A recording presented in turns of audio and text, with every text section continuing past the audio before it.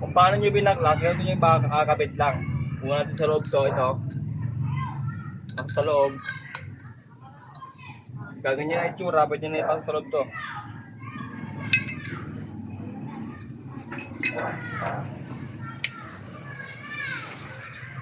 Tapos ito naman, tornilyo na ano, 8 na Allen wrench sa ilalim, 8mm.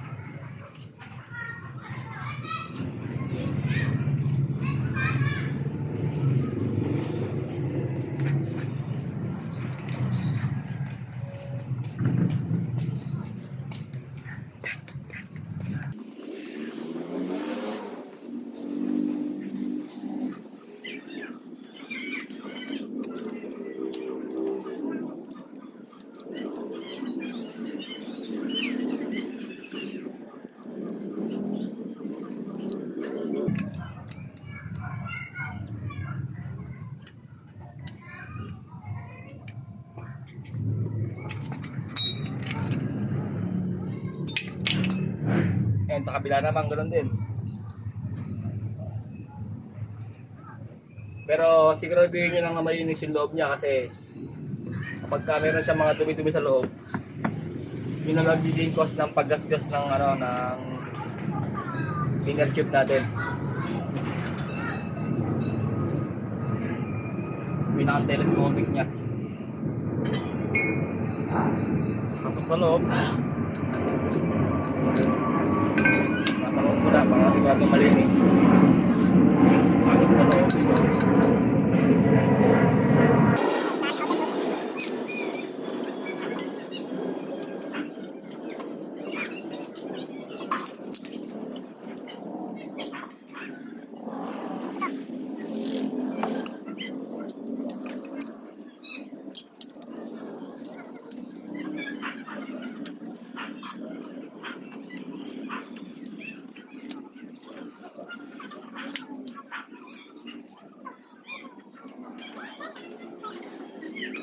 Okay, next step.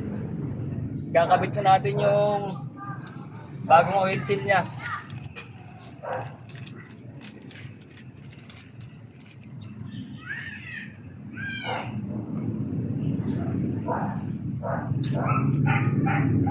Ang susunod naman ay kakabit ko na yung oil seal. Sa pagkakabit ng oil seal ko, nilalagyan ko ito ng beta gray silicone para siguradong wala siyang tagas. Lalagyan ko yung ilalim niya kasi yung ilalim na ito may tama na kasi ito eh. Nung dati kasi binirenahan namin ito nung wala pa akong tools para matanggal ko lang yung dating oil seal. Eh nagkatama na siya ngayon kaya doon siya lumalabas yung ano, yung oil seal, doon siya nag-leak yung pinakang langis ko. Kaya ilalagyan ko ng beta gray ilalim.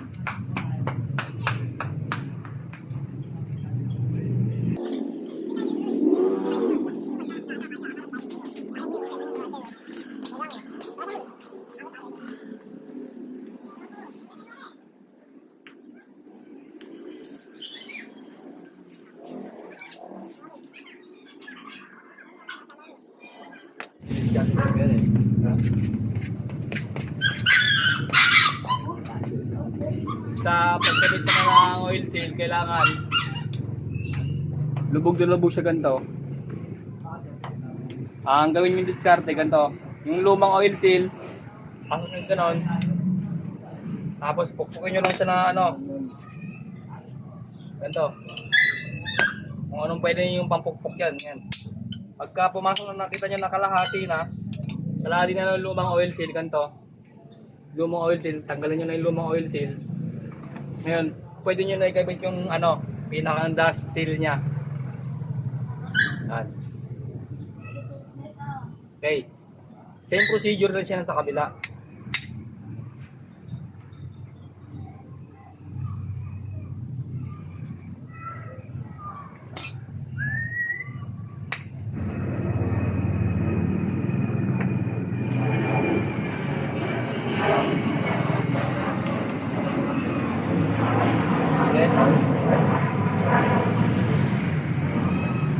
Beta gray Para siguradong hindi siya tatagas.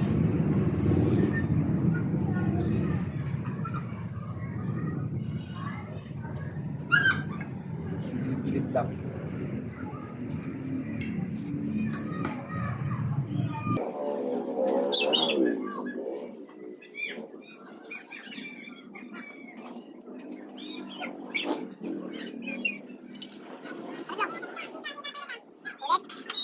Gamit yung lumang oil seal, pasok mo sa loob.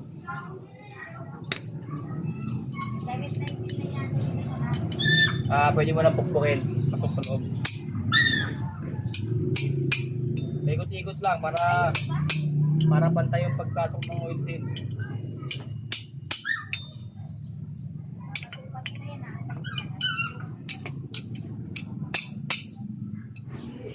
Nga pala, baka makalimutan nyo, ito pala oh.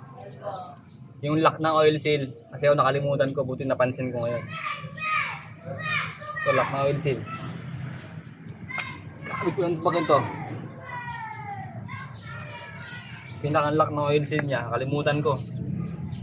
Buti napansin ko, kung hindi, takot tagas na naman.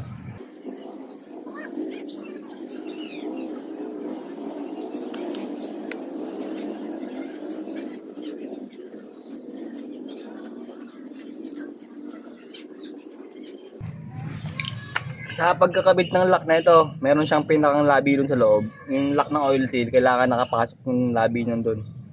Yung pinakang lock. Kasi kapag hindi ko mabit yun dun, may tendency siya na tumalsik, tanggal yung pinaka oil seal natin. Pagka lumubog na ng ganyang kalubog, pwede nyo ulit ipasok yung dust seal nya.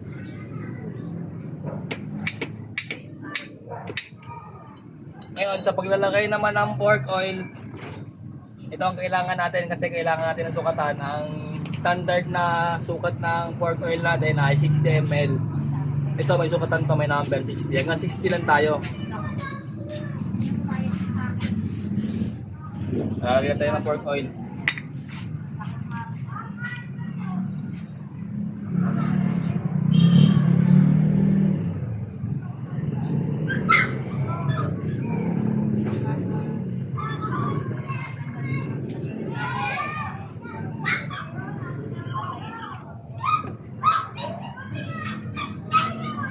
ml lang.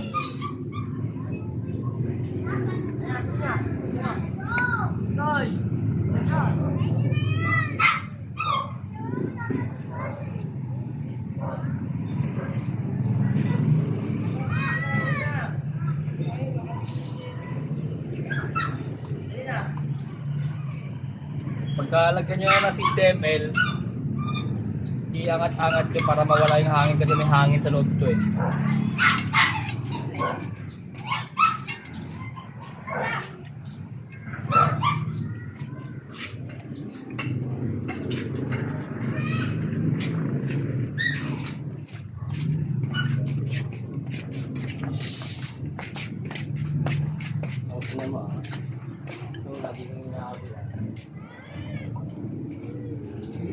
Ayan na.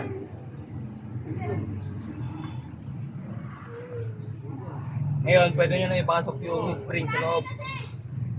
Ngayon, yung spring, pagdating sa spring naman, yung ilalim, yung may maliliit na na space, yun nasa ilalim, diba? Yung malaking space sa ibabaw.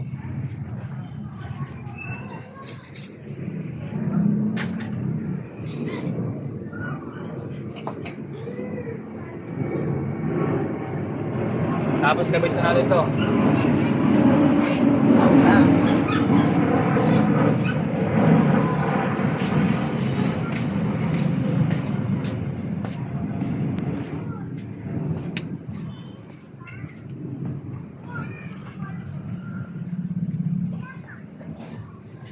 Sa pagbalik naman, gamit pa rin yung special tools natin.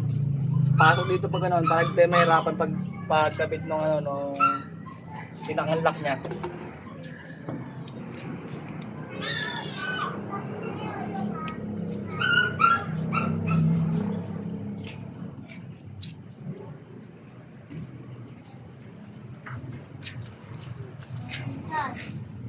Hindi ka na.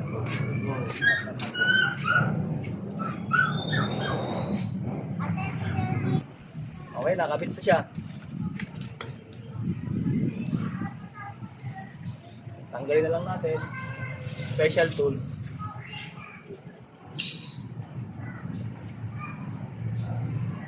At yung goma na pinasabi natin para hindi matama yung ikat-tip natin. Okay na siya.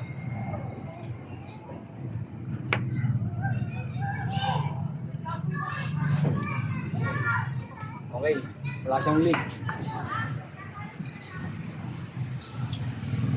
Sa kabila, ganun din. Ganun din yung pagkakagawa ng kabila. Same procedure lang din.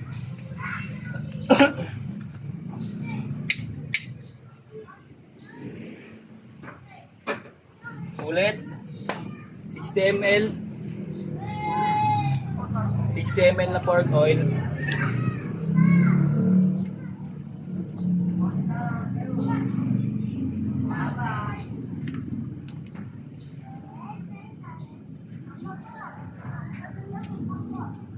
ml lang.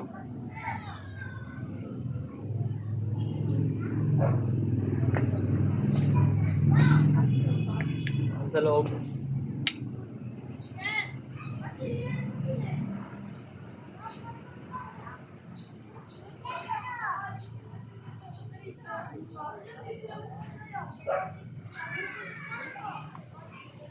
Tapos pag nailagay nyo na, itaas baba nyo lang yung ano niya, pinang inner tube.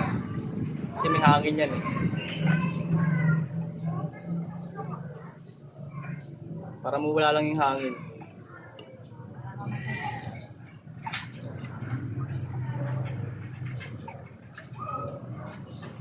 Pagka tumutog ng gano'n, wala na yung tunog, okay na, pwede mo na ikabit yung spring.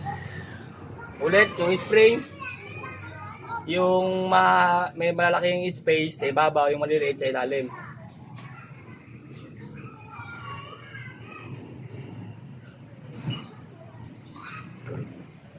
Tapos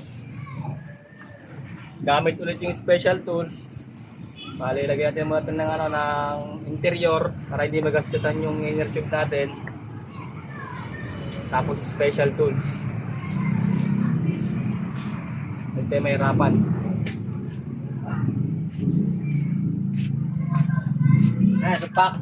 Tumpak.